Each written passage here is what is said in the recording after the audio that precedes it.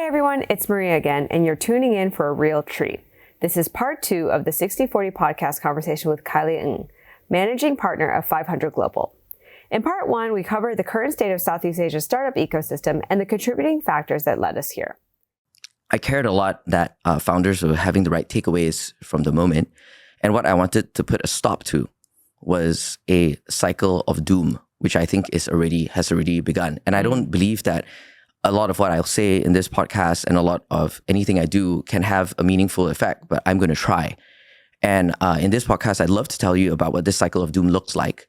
You know, it looks like on 2 levels. One is on if we map to like a macroeconomic cycle that has nothing to do with startup and ventures. But number 2 is that a more microcosm of this doom loop, if I were to call it like that, cycle of doom, like a doom loop that's already happening in and within the Southeast Asia sector that affects like LPs, the limited partners who give money to VCs, and the venture capitalists who give money to founders, and founders who actually build things for customers. Like there's a micro doom loop that is spinning so fast, and I don't want like this region to be set back.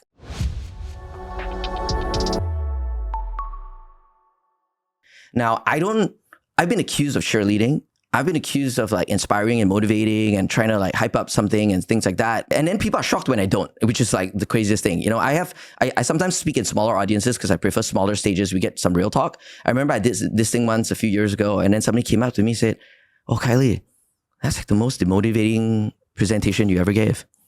And I'm like, were you expecting something motivating? Do you know what I mean? Yeah. And it's like an interesting thing, right? And so like when we did Amped just last week as well, like it wasn't like motivating, you know what I mean? In fact, I think it was like a big downer. It was real talk, yeah. Yeah, you know, it was real talk about stuff, right? But the thing is like I'm truth seeking, but I'm also probability stacking. Like I want to introduce ideas for people to tune the odds in their favor. So some of these ideas you have to motivate yourself. You have to inspire yourself to get up and go back into the ring when you face a certain degree of rejection and dejection. Okay. So the hope loop, I'm going to start where the founders are at because I think a lot of founders are listening to this, right? Okay. So the founders over here, see? Okay, over here. Is it? Okay. So founders, right? So we want the founders to be able to have more leverage against VCs. Mm-hmm. We want the founders to get more revenue. Mm-hmm. Okay. I'm going to anchor it all on the founder. Yeah. If the founder does not succeed, none of us succeed. So I'm going to anchor it on the founder. So how does the founder get into the hope loop? The first thing is to let go of this baggage. You got to heal. You got to heal. Okay. What I shared in Amped, the Tech in Asia Amped last week was that why does VC rejection feel so terrible? Like, why does it feel so bad? When Eric from Carson did an investor appreciation dinner, he asked me to sit beside him. I was like, okay, whatever. Then he did a toast and he said, hey, I was rejected 60 times. And then Khailee said yes and 500 said yes.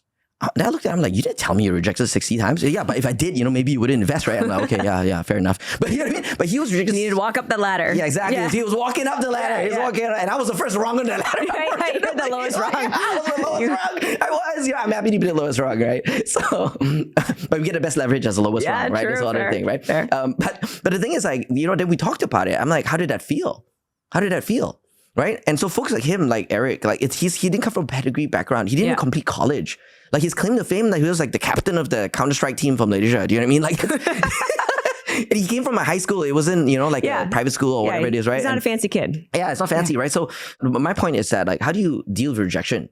And the point I was making in Amped was that for a lot of folks, they may have other kinds of rejections in the past they've not healed from. Yeah. Right? So, and I recognize this in myself too. Like I wasn't popular with girls in school.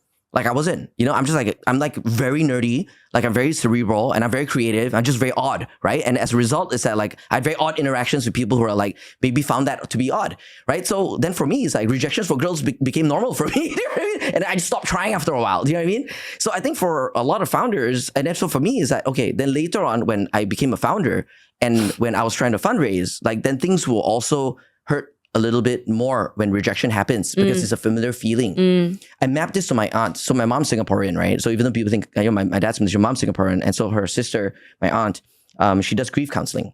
Her husband had committed suicide many years ago and she dedicated her life to counseling like widows, right? Because she was going through a lot of that. She put herself to a lot of intense study on how do you overcome grief. I said, hey, aunt, tell me one thing, the biggest insight you have about grief from all your study and all your years of like coaching and therapy and stuff.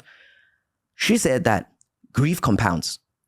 Grief compounds. And it's that if you don't let go and parse your previous grief, like it actually compounds. Yeah. And the grief can be a loss of a job. It can be a loss of a mug that you really like, right? All kinds of loss. It actually compounds.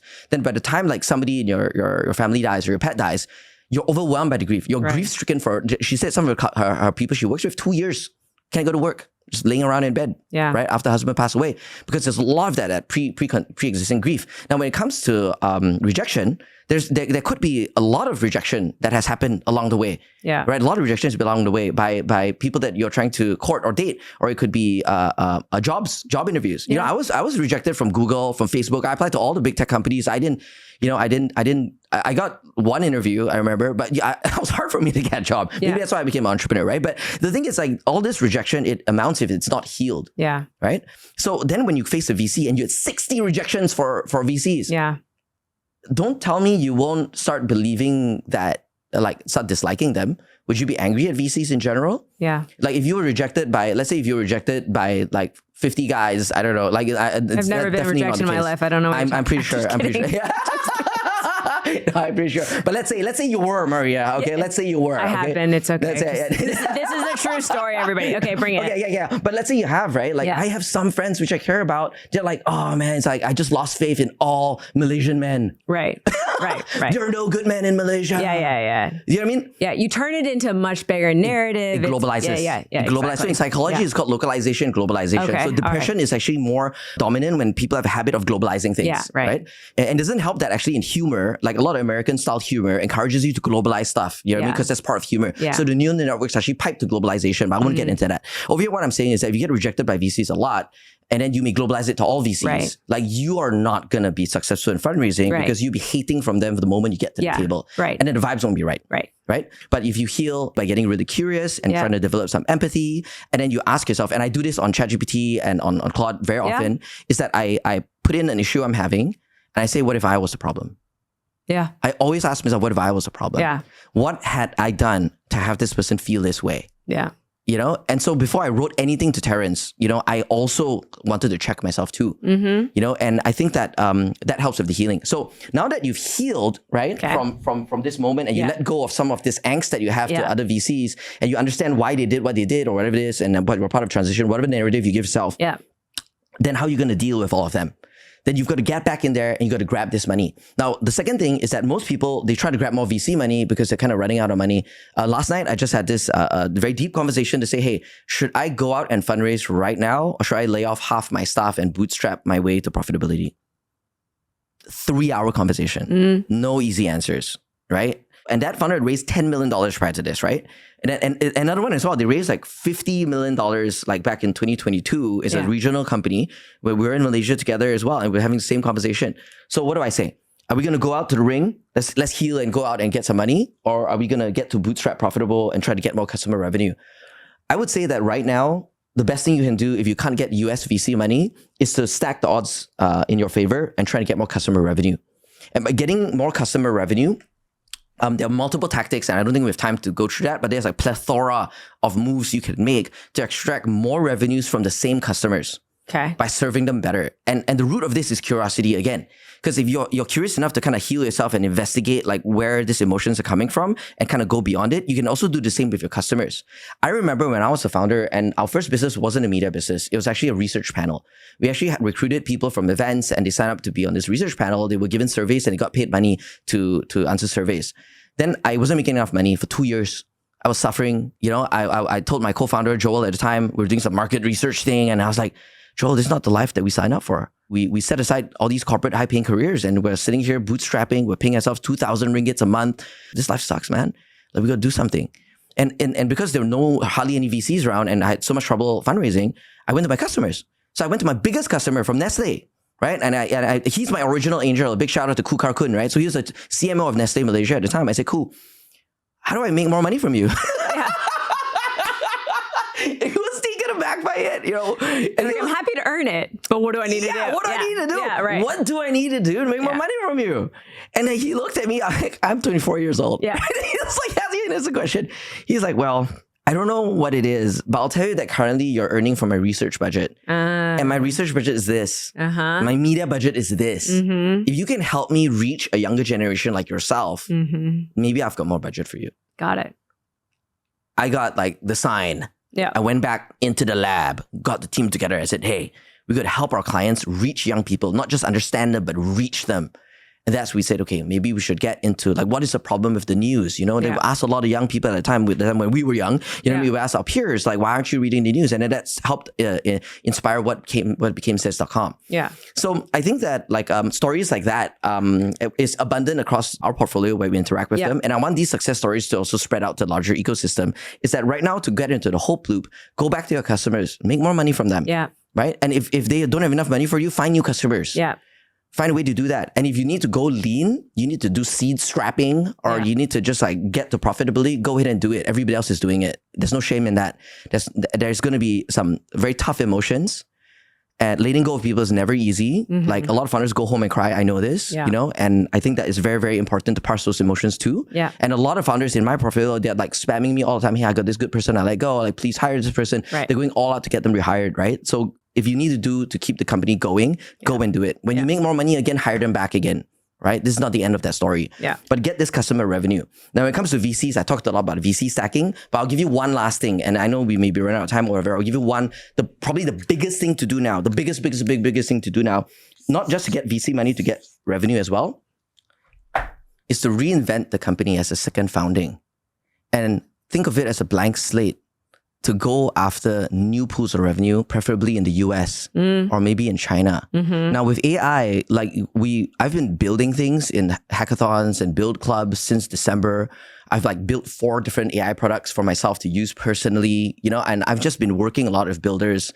And I've seen how quickly it is that like just people in these meetups of fairly anonymous, like one dude, he's 27 years old. He solo built like a company that's making $60,000 a month of collected revenue. We've got portfolio companies who had like been 8 years of doing this one startup and said, okay, I'm going to just scratch the startup. I'm going to make this a little toy. The toy teaches English. It became Practica.ai. 2 months to build. This is one of our portfolio companies. 2 months to build. 12 months to $20 million of collected revenue. All in Malaysia? No, this one is globally. Oh, okay. But they are originally from Croatia and Ukraine, I believe. Okay.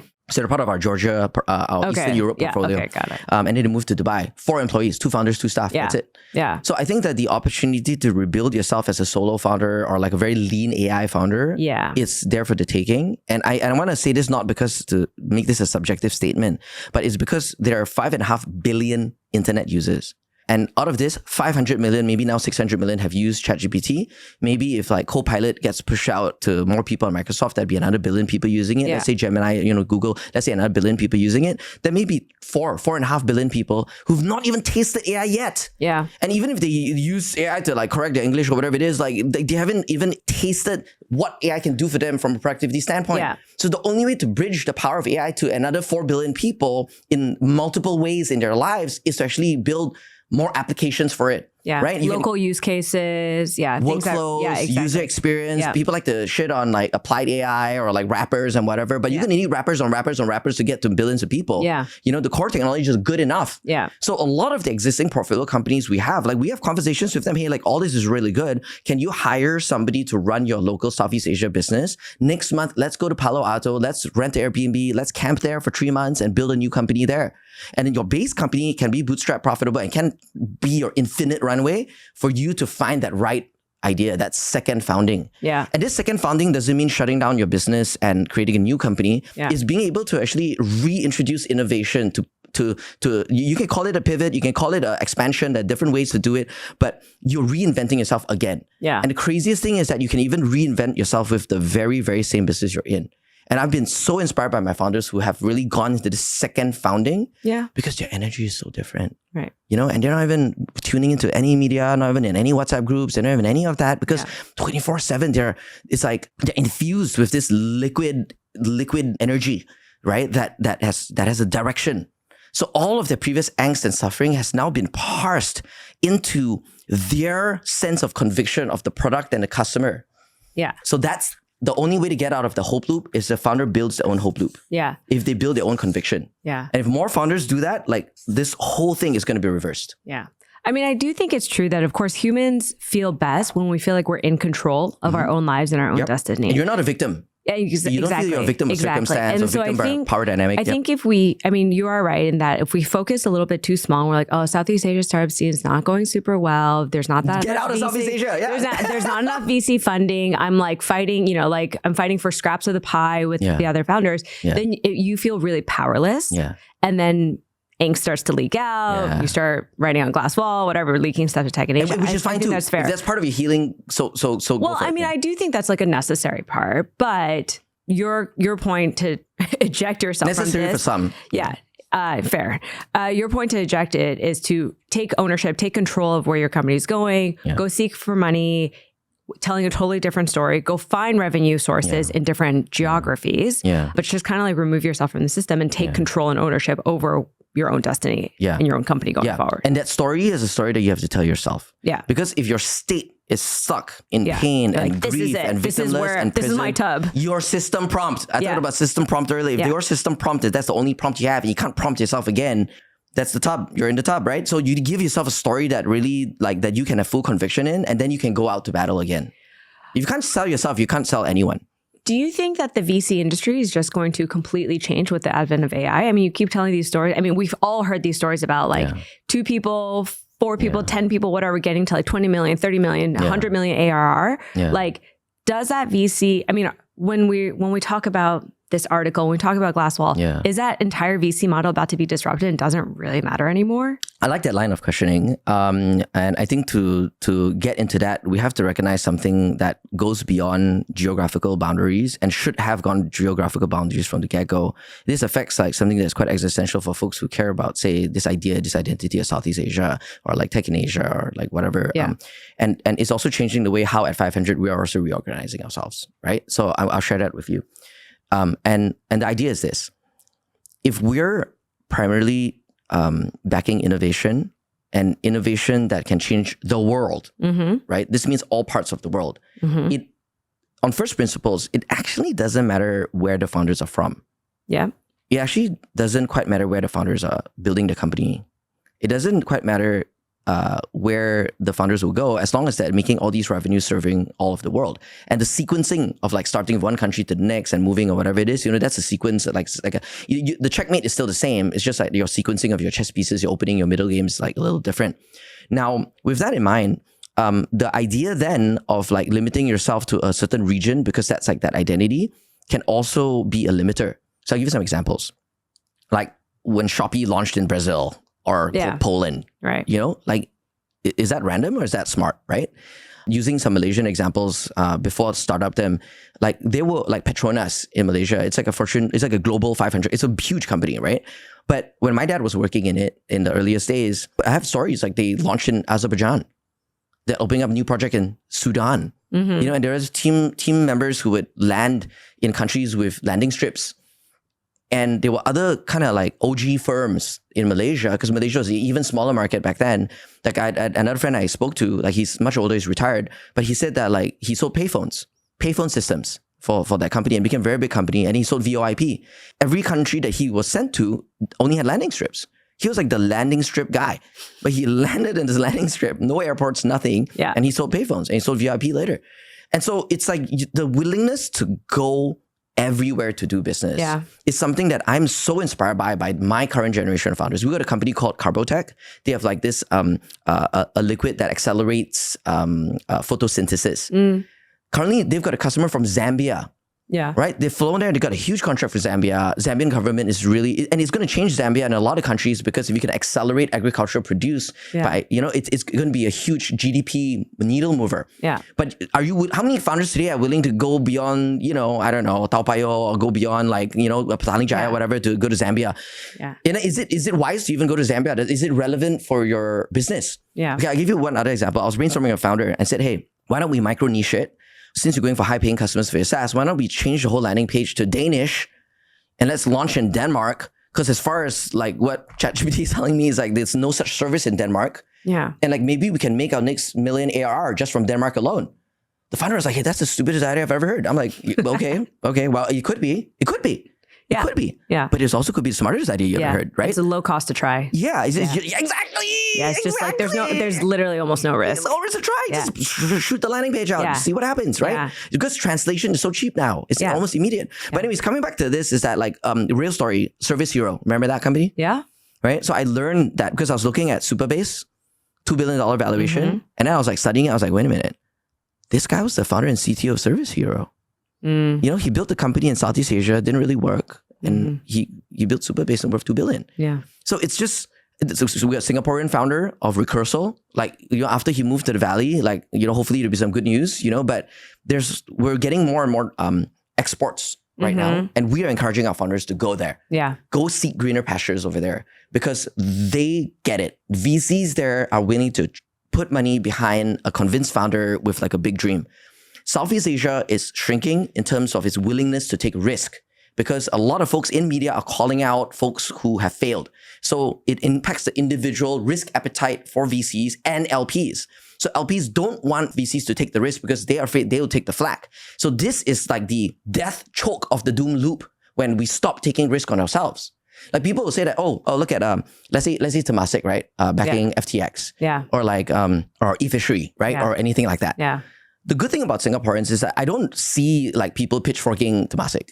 Like I think Temasek had, okay, maybe some do. I don't know. I'm not Singaporean enough, right? Yeah. But it's like no one's saying like, hey, let's get the CIO of Temasek fired. Like no one's saying that because people here are rational enough to know that they manage a lot of money and their job is to take risks for that mandate. Okay. Right? And some risks pay off and some risks don't, right? But you compare to another country, let's say Malaysia or some other country. Yeah.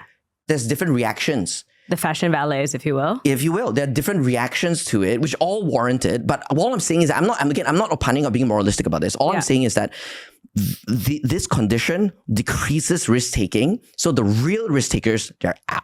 Yeah. See you later. Right. Bye bye. Terima kasih. You know, they're going to Silicon Valley. They're going to China. They're going elsewhere to actually build.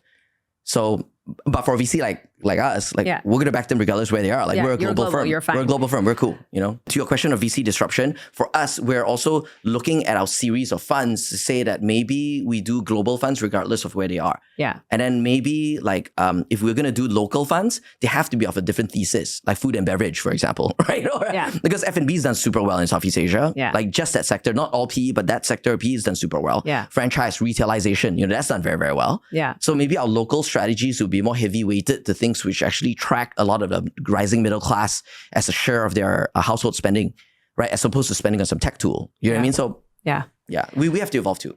I would say a few things. One is, I mean, Temasek obviously has suffered between the e-fisheries and FTX, and like it was covered. They got their bonuses or something docked, but no, they didn't really lose their job. But actually, I was just talking to the chief investment officer of Khazanah, Hisham, and you know, Khazanah, I think even after the Fashion Valley, which was probably the most recent buzzy news story in this space, you know, reiterated their commitment to sticking it through with startups. Hisham was specifically saying like he understands obviously super early stage and private sector of private investing, you know, has its ups and downs, but like for the good of the overall economy and to continue to bring disruption, digitalization and innovation, whatever, into Malaysia's ecosystem, he has to stay committed. And so I actually feel like that's like a very strong, super strong, long-term thinking, forward-thinking kind of perspective. Super strong. Because I have so much respect for them because like they've been taking arrows for years. Yeah. It's like the people who work at Khazanah, they know that national service is not about glory. Yeah. It's about taking the hits. It's about taking the arrows. And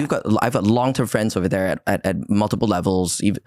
And the way they serve is truly, I truly believe that there's an air of selflessness. Of course, there's like, you know, some degree of like pride of working in a firm like Khazanah. But on the other hand, is that they know in a market like Malaysia, they've got to face like whether or not it's balancing between politics, between media, between the everyday person, between impact, between returns. Is that they're doing this balancing act, and no matter where you balance, the arrows will be shot. Yeah. And so they inspired me to kind of take that approach to venture capital as well. I have a question, two more questions. One, on the death choke that you mentioned. Yep. Do you think the death choke is on media reporting on negative stories such as these? Or do you think the death choke is actually just the lack of returns that we've seen from the ecosystem? Like what's the bigger factor? I'll say one thing on the micro, because it's not one or the other, right? All of these are maybe, I'll say like mental models to approach and understand things which is on the micro and the macro. Yeah. And it's important to know that, like, if you imagine nested Russian dolls, Yeah. macro is just nested versions of something Yeah. macro. What I would say is that if we take the story that you began this podcast with, right? The question becomes is that will that state-backed LP continue backing VC? First question. Second question is that had that VC been able to recover from that in a way that 20 agri-tech founders from across the region, mind you, not just in Malaysia, would receive the funding that they deserved because they were seed strapping and bootstrapping for years without much investment in agri-tech. Did they manage to raise money? As of this moment, I have not heard that they've recovered yet from that. Okay. So I mean, it's been 2 months. It's not a particularly long runway, but yes, okay. Well, the founders are definitely on the edge of a celebration dinner to receive funding, but they have not. So I think the emotional pain has been felt. So I don't know who's choking who. Like, all I'm saying that the death choke is say outcome, right? And then you're asking about what are the inputs to that outcome. The outcome's there. So I'm saying that's on the micro. Yeah. But if you want to talk about the macro of what's going on, is that the reason why Southeast Asia has not delivered returns is because it's a timestamp, right? There is a journey of returns that people who are rational or asset liquiders that are rational had decided early on not to even back Southeast Asia or any funds in Southeast Asia at all until Southeast Asia is ready. There's many of them just waiting for Southeast Asia to mature. Some of them said, okay, I'm willing to take the risk, and I'll take the risk for another 10 to 20 years because I want to approach it in a developmental fashion. So I know I'm going to get less returns. Now, it's not even about VC as an asset class because I did the same study I talked about earlier on PE as well. And PE also, Southeast Asia is in the bottom 3 across all regions over the past many vintages, past like 2010 all the way to 2019. And you ask yourself, why is Southeast Asia as a macro underperformed? I don't think it's underperformed. I think that's underperformed relative to other regions, but it's performing exactly it should be, tracking its GDP. Like, people compare us to Europe. They say, oh, Southeast Asia is so fragmented. There's so many little countries. Oh, Europe, how about Europe? Europe managed to come together. They has many countries too. Their GDP is 5 times larger. Yeah, right. Europe GDP is 5 times larger in Southeast Asia. Now, one dark horse over here is Latin America. Now, Latin America, sometimes on some of those vintages for VC and PE, they can track into the top 3 and top 4. So why is that so? Right? Why is that so? Now, people be like, oh, wow, what did Latin America do right? I thought like Brazil didn't really become a thing. I thought like, oh, Argentina, inflation, these are some of the headlines, right? If you compare Latin America to Southeast Asia, Brazil alone is double the GDP of Indonesia. Yeah, okay. Their population is 200 million. Indonesia is 265 million, or maybe more right now as we speak. but Brazil is double the GDP, and the GDP per capita is also double. Right? So it's a richer country and it's as big as Indonesia. So of course they can produce a lot of big winners and a lot of good exits, right? Because it is one solid single market that's strong. So what I mean to say by all of this is that if we look at Southeast Asia, right, as a smaller TAM, right, smaller GDP region, Europe, I mentioned, is 5 times larger, right? Latin America, let's say roughly 2x over here. And then US, China, so on and so forth, right? Right. This is the starting point of the race. Yeah. If we're playing poker, this is how much chips everybody has. Yeah, right. Okay? So what do you want it to do? You want to outperform the US in 10 years? You got to build up the chip stack. Yeah. Hell, you got to take time. So if you're committed to a developmental approach, which here at 500 Global, we are, right? We are, right? And we think that like it's possible for every region. It's an imperative for every region in the world to rise up. Is that there will be ups and downs throughout different vintages of money making or not. Sure. But the larger trend line is that you got to move this up. Yeah. The GDP's got to move up. And the returns profile, very sophisticated investors. Early on in my career, when I was trying to learn more, I spoke to GIC, I spoke to folks who are on that level, decades of asset allocation. They say even in the US, they do something called vintage diversification. So they know the firm's good, but they don't know which year is going to be good. Yeah.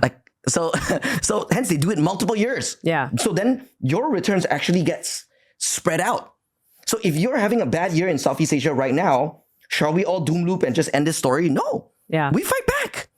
We fight up. We crawl ourselves back up. So anyone who's vintage diversifying across multiple VC firms or the asset class or directly into companies, they'll be able to make returns to cover this. And then later maybe it'll be downs, there'll be ups. But for an asset management firm, let's say a pension who needs to return 5% a year, they'll get their 5% a year or more over a longer arc of time. Yeah. Private equity as an asset class has had multiple decades of maturity. Venture capital in Southeast Asia is so new. I was going to say, we're in like cycle 1, basically. That's it. And we're in the first dip. That's it. And it feels shitty. Yep. But You got to write the next story. Like you got to turn to the next page, take the next step. Exactly. Yeah. And then we'll close this full loop. Okay, full loop with this. That the best way for a smaller country, and at F500 we make crazy returns based on this strategy. Okay? Yeah, okay. So maybe I'll just leak it to all the VCs or whatever. But our US companies, we have right now close to 40 unicorns in just across all of 500, right? Okay. Half of these unicorns started their journey outside of the US. Canva made a lot of money for us, started in Australia, right? We're first check investors in Canva. Talkdesk, they started in Portugal. They flew into Silicon Valley because the founder wanted to win a hackathon that we organized with Tulio to get a free MacBook. And he calculated the price of the plane ticket versus the price of the MacBook. And it's cheaper, right? Cheaper to go win. Yeah, cheaper to go and win. And the odds, he calculated the odds, he went and he won the MacBook. And then we backed him and then became like the last known valuation is about $10 billion. Right? So, and he still runs a lot of the company out of Portugal, right? So Tiago's a champion. So multiple stories that I've shared over here is that Silicon Valley is actually built by immigrant entrepreneurs. First generation immigrants, 65%, 60 to 65%, depending on the vintage, is like first gen immigrants. So capturing the US venture scene, you have an advantage if you get to integrate the rest of the world. Yeah. Incredible advantage because you're backing a company at maybe like a local valuation, but the moment you kind of hop in over here and really start riding that train, they get a higher valuation. Right. So that is how a younger region like Southeast Asia, we need more global champions. And that may necessitate that we start the companies here. We get the seed fund here and we just go straight over there. That may be one way of doing it. The second way of doing it is go to Denmark and launch the Denmark landing page. You know, go to Zambia and take the enterprise customer. Like but get out. Get out of here, man. It's like go get on a plane. Get out of here, right? I mean, staying here to some degree, but get out of here to find. You're still a Singaporean headquartered or operator, or Malaysian headquartered company, but your markets are elsewhere. Yes. Yeah. Find the money where it is. Yeah. Right? Don't be agnostic about it. Don't see if I'm a Southeast Asian founder. My next expansion should be within Southeast Asia. What makes you think that's the case? Yeah. Maybe Bangladesh, maybe Hong Kong, maybe some other market, right? Yeah. So in this new chapter of globalization, it's the best time to do it because all these countries are open for business. Governments and government adoption of technology and startups has never been at this level. You know, 10 years ago, if any of the startups wanted to sell to a government, you know how long that sales cycle is going to be? Yeah. But right now, because most governments realize that they have to adopt technology to get ahead. Yeah. Like, you know, just use a familiar example, like the Carbotech company I talked about. They had a $1 million plus contract from a state government that was trying to encourage paddy, like growing of paddy. So it's a state government budget that actually gave that to them. Yeah. And they sought them out. So never had it been that governments are actually seeking innovative solutions for them. And so if it's a government of Zambia, it's a government of a state in Malaysia or whatnot, go find that money. Yeah. Like be totally agnostic to that. Religious about your success, but agnostic about how you get there. Fair enough. Right? I had like the most absurd conversation with a founder of mine who has sold his company for high double-digit million US dollars. Okay. Okay. He's a founder of like a proper cash exit. Yeah. Got on a call with him. He says, I want to build another company. Okay. And I've tried building a few things and it didn't really work. And I'm starting to doubt Southeast Asia as a market. Okay. I'm starting to doubt a few things. Number one, is the market big enough? Are people willing to pay? Number two, I'm doubting the talent. Can I scale up the highest quality talent in Southeast Asia to build this company? And number three, I'm starting to doubt that the VCs here want to take certain risks or are engineered with their risk profile to take risks or willing to back at high enough valuations and so on and so forth or back fast enough. Yeah. Right? So he's doubting the market size of paying customers. He's doubting the talent and he's doubting VCs. And he says, I do not believe we have the right to win. And he says, people talk to me about AI, global, like, wow, the whole world, you can target the whole world from here. He says, what gives Southeast Asia the right to win? That's what he shared with me. So I told him, I said, okay, well, what is the right to win? Right? So I'm putting in practice curiosity. I want to know what's the right to win. You know, and he goes on about like, oh, you need talent, you need customers, you need VC money. I say, hey, that's really true. But I told him, I said that I've seen in the right to win is an outcome, a behavioral outcome from three things you can do. He says, okay, hit me. Number one, do you have the right to ship? Who in the world has the right to ship right now? Somebody in Croatia can launch Practica AI that I mentioned, or somebody in here or there, or whether or not you're in like Batam or like wherever you are. Do you have the right to ship? Can you ship something now to customers and see if that works? Number 2, do you have the right to iterate? Once you've shipped something, can you listen to that feedback and you can iterate for it and create a better product and go back out to market? And how quick is your iteration cycle, right? Do you have the right to iterate? Number 3, do you have the right to last? The funding cycle that even AI in the Valley is experiencing right now, you think it's going to last forever? Yeah. Like all these things come and go, right? And then they may go for a while and come back in a different form and so forth. But do you have the right to last? Like, have you overhired? Have you, what's your cost basis like? Like, what's your burn rate?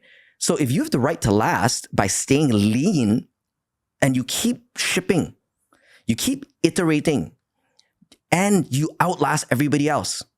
You see companies like freaking Calendly, for example. Yeah. They got $270 million of revenue. Maria, it's crazy. Like, you got companies which are like, they're like sleeper hits. They don't take the attention of the blockbusters. They're like sleeper hits. They kind of come out of nowhere. You're like, wow, did you watch that film? You know what I mean? It's like, no, that's an old film, been around for 5 years. You know what I mean? Yeah. But you know what I mean? It's so I would say that the right to win comes from the right to ship, the right to iterate, and the right to last. And I told him, I said, you of all people, you have a double-digit exit. Like, you are technically savvy. Like, you can do anything if you can get off this philosophical pontification of the right to win, and get out of your PowerPoint, get out of your business plan, and just ship something and see how it works. Yeah. So I think with that in mind, I believe that if so many entrepreneurs that I've seen in our 15 years of working over here had managed to come from edges of the world and build global companies, and you can say that it's far and few between, but these are the odds you chose. Yeah. Right? And to stack the odds in your favor is what this whole conversation is about. Do you know the creator, Kuchester? Like he's a Singaporean kind of real estate kind of influencer thing. He interviews people's homes. Like, they sell rich homes, like rich people's homes, and amongst other things he does, right? So he was interviewing like this uncle in Malaysia who was selling his house. And he asked this uncle, how do you make your money? This is like humongous mansion and everything. Like, give me like a life lesson. And then the uncle told him, he said, in life, you have to be like an eagle. You got to fly high.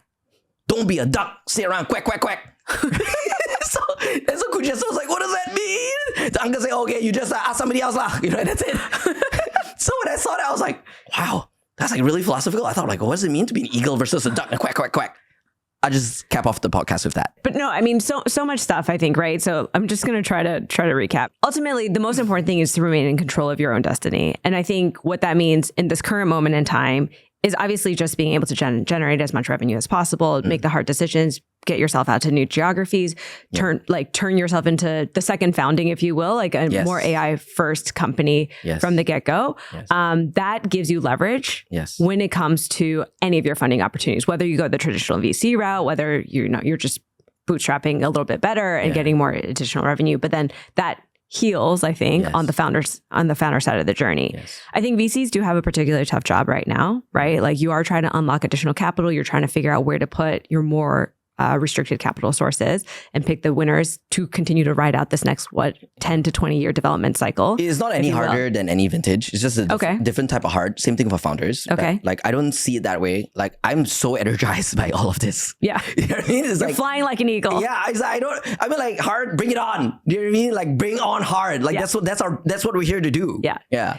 And I think collectively, we are all trying to move ourselves into the hope loop. Yep. Right? We all want to deliver returns. Yep. Again, whether the returns are generated here or just generated by Southeast Asian companies, regardless, but we are trying to generate returns and get Southeast Asia to that next cycle, right? Like, we're trying to get ourselves out of this one and climb that next hill. And then there will be another drop and climb the next hill. Yes. And that's collectively our goal. Absolutely. Yeah. Absolutely. And we're all, trying our best, playing our role to fly like an eagle, as you said. It's a better analogy than the crab one. The crab one was really still too dark for me. Too dark. Yeah. Okay. Let's end with the eagles then. Okay. Awesome. Khailee, thank you so much. This was incredible. It was a marathon session. I'd love for more conversations like this to happen. And I really, really appreciate Tech in Asia for giving me this platform and also serving founders for all these many years, right? If there's no Tech in Asia operating at this scale, I don't know where these conversations are going to go. So I do really appreciate you, Maria, for building this bridge all the way to speak about this.